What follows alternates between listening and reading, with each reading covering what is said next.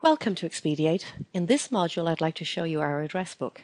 I have two ways of accessing the address book, either through the main button on the home page or through my handy shortcut that's available to me on my shortcut toolbar, which comes with me everywhere I go in eXpd8. When I double click on it, it opens the address book for me. Now, where it takes me to is I always visualize it as the front of the address book.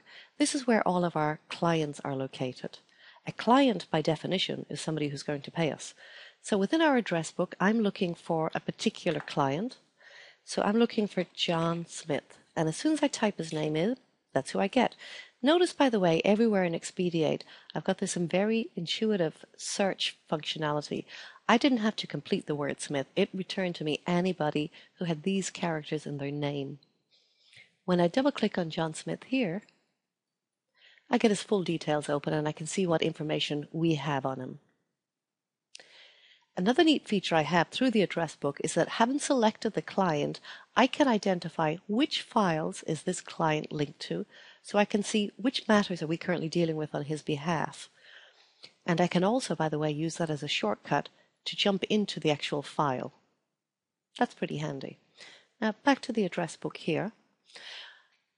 As I said, by default, we're in the front of the address book, the client side. I can choose to click into Contact. To my mind, that's like nipping to the back of the address book, where we keep details of everybody else we deal with. So that could be opposing solicitors, it could be auctioneers, accountants, whatever we're dealing with. And if I'm looking for somebody in here, again, I can easily search.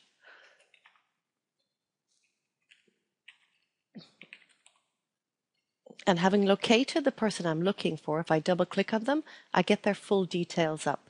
Now, where this can be very useful in that I can say this opposing solicitor, what files are they connected to? Meaning, what matters do we have in common at the moment? It's going to be a very useful tool whilst I have that person on the telephone to know what else do I need to speak to him about.